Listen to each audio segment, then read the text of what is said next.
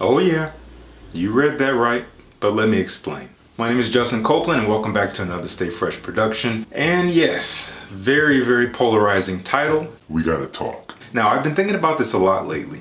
Across YouTube, among many fragrance reviewers, myself included, we talk about fragrances in a very theoretical way. When we talk about fragrances to get compliments, fragrances to turn heads, fragrances to steal somebody's wife at the club and take them to Ibiza and marry them and have 6 kids and get a reality TV show and buy the Atlantic Ocean and turn it into a water park in 2022. You know what I'm talking about. This is all theory. There's no guarantee that these fragrances are going to do anything for you. That's what I mean by the title of this video. Fragrances don't do anything for you.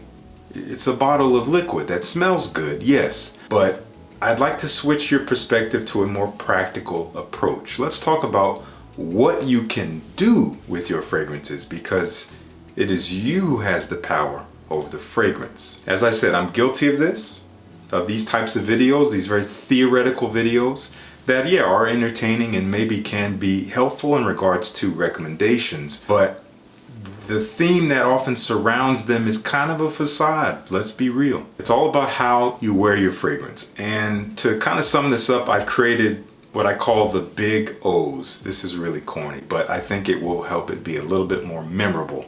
We have outfit, outlook, and occasion. Outfit, obviously self-explanatory. What you put on, how it fits you, how does it relate to the event or scenario that you are wearing it in, making sure that it's appropriate for that. Outlook.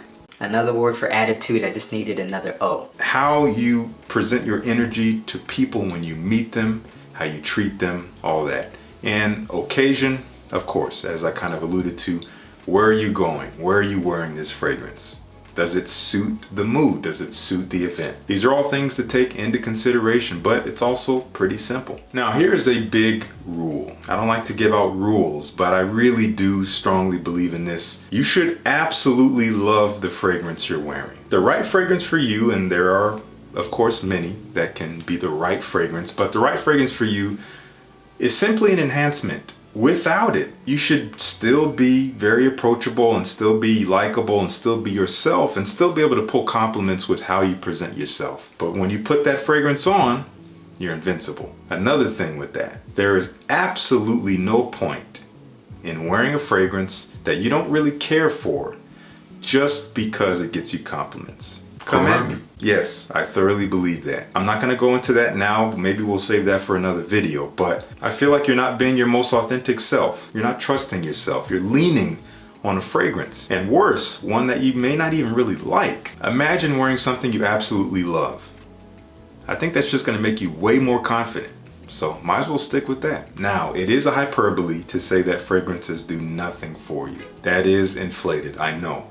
They do have an effect on the people in our environment, but we control how the fragrance comes across based on the things that I talked about earlier. Your clothing, so color and fit actually makes a big difference. How much you spray on, I'm a big believer in not overdoing it, but rather spraying the right amount for what the occasion calls for and the type of environment you'll be in. And also, again, how you treat people, how you interact with them. Do you smile? Do you look people in the eye? Do you shake their hand firmly? Do you compliment people? Do you ask questions and be interested in them? All of that plays a role into having an impact on people, and your fragrance, when chosen correctly and worn correctly, oof, it could change lives. It's not that serious, but it can really actually help you be more memorable and impactful. So we're going to go through a number of standard scenarios that you would wear fragrance in. We're going to talk about what outfits to wear. So let's say you're going to a formal event. Now, this is speaking for the men, so there is obviously an opposite side for the ladies, but I think a dark colored, well-fitting suit is always a great choice. And a tuxedo is great too if the event calls for that. And with that attire and that event, you have a lot of headroom to wear bold and daring fragrance profiles like Tom Ford Tobacco Oud, a dry, spicy, boozy, slightly sweet, woody, and earthy fragrance. Amouage Overture Man, which is a slightly animalic but boozy, sweet cognac with leather and spices. Very, very provocative scent. And Roger Parfum's Diaghilev, which is a very animalic and mossy scent with a nice duality of fruits and florals to kind of brighten things up, but it's still quite a powerful, rich, and potent fragrance. Those types of scents are going to do great in a scenario like this. Now, you don't have to have the most challenging fragrance, of course. You can go with less challenging options. Stuff like Chris Collins Oud Galore. Beautiful rose oud, slightly medicinal and woody, but has this buttery kind of richness from orris fruit and some nice little sweetness in there and some spices. Beautiful. You also have something like Nishane Nefs, which is another rose oud, but gorgeously fruity with osmanthus, which kind of smells like apricot. You do have a little bit of a spiciness from saffron. There's a leathery, boozy, woody backbone. Overall, it's very smooth, kind of creamy, sweet, and fruity, but spicy, leathery, and boozy. Very, very distinct. And also something like Christian Dior Homme Parfum. Wow, powdery, waxy, sweet, but dark and very leathery and very powerful, and it's definitely going to get attention. Again, you wear any of these fragrances in this kind of scenario, these darker, richer, more bold and present fragrances with your well-fitting attire, it's just going to have an impact. People may not notice it. People may not give you a compliment, but they will remember you. I will go with no more than 3 to 6 sprays of any fragrances like this that do have quite a presence. Again, you don't want to overdo it and choke people out. People don't need to smell you from across the ballroom. Why would you want that?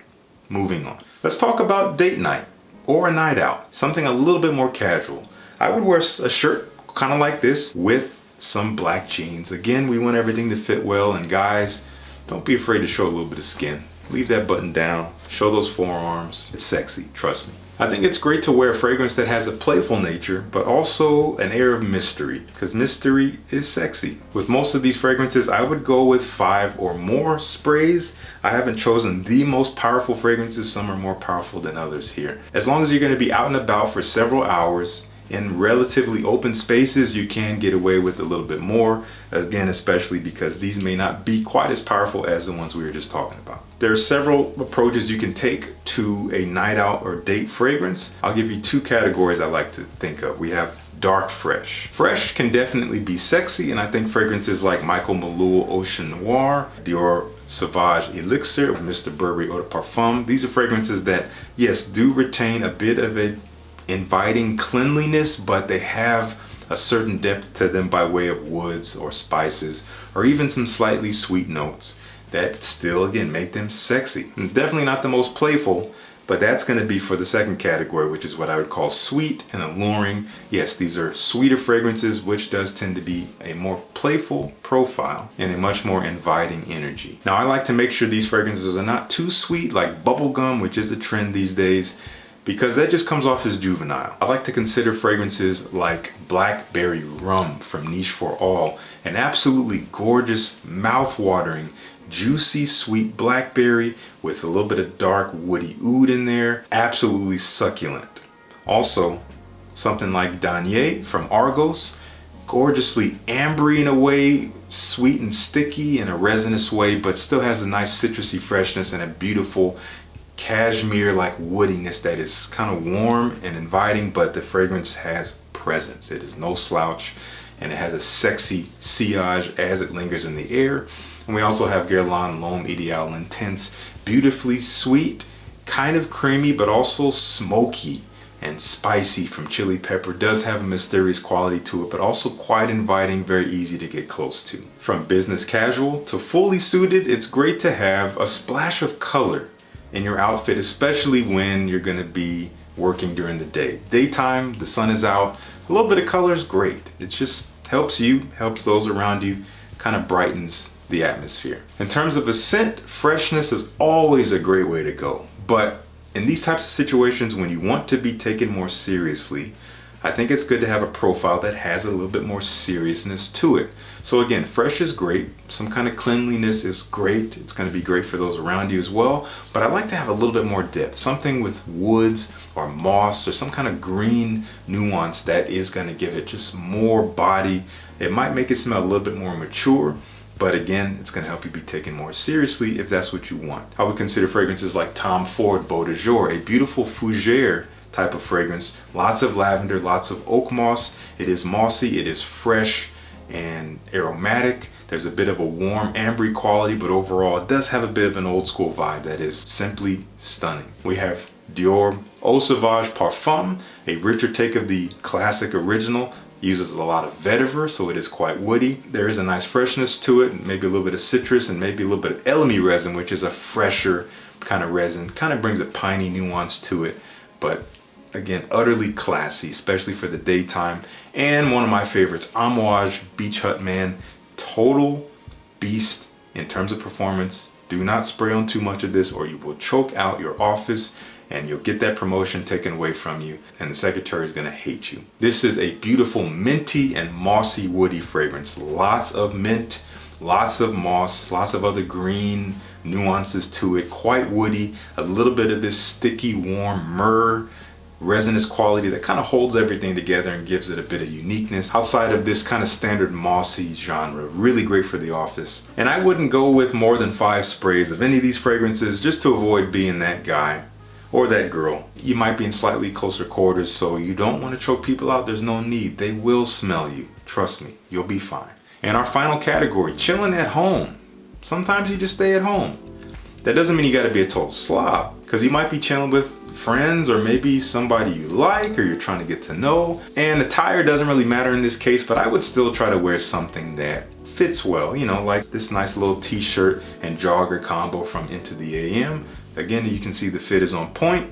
Everything is clean looking, but totally casual. Since you will be in close quarters, 3 to 4 sprays, all you need. The fragrances I choose for this are typically not the strongest ones. You don't need a ton of performance and you don't need a ton of sprays because again, you will be smelled in this relatively small area. Unless you're sitting all the way across the couch from your crush, I don't know why you would do that. Get close, man, sit next to each other. I prefer to wear something understated, but very unique. So fragrances like Timbuktu from L'Artisan Parfumeur.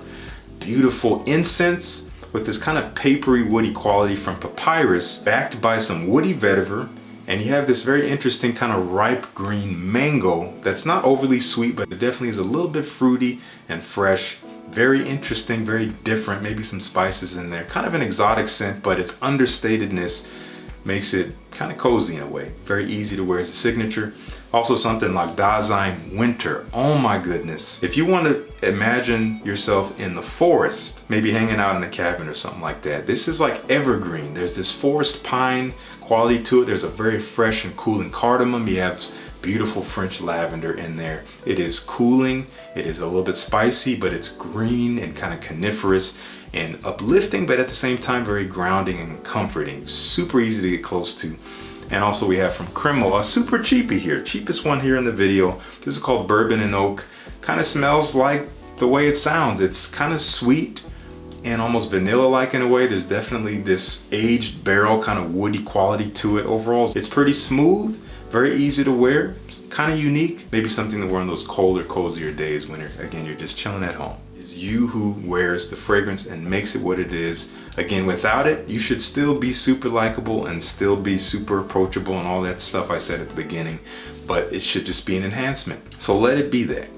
Let me know down in the comments what you think. Links to everything I talked about will be down in the description of the video. Please consider joining the Fresh Squad by subscribing. And thank you so much for tuning in. Peace. I'll see you in the next one.